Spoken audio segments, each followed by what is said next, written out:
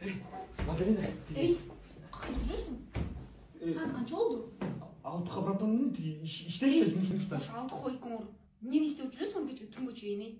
Не алтыға үйіне ерте барбайды екен? Жоқ. Аял дәл айтпай жүрме, духы жетпейді екен шуншалық. Сүйлей албайды екен, я. Жоқ. Жетіп кетті уже мояқа чейін алды, түнгі чейін жүргенің бар. Нені қиратты санача?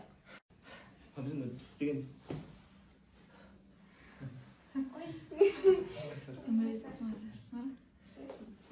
İçip koyalım kola.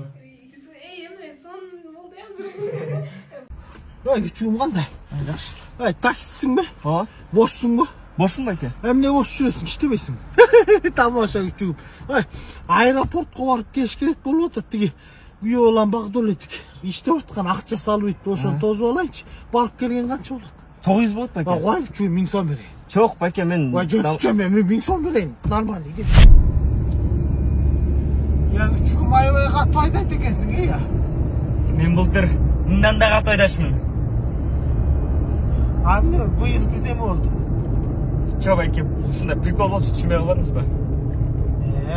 Андай приколдор бизге айтпа да küçüğüm. Рахмат, жакшы алып барып келдиң. Мас. Так.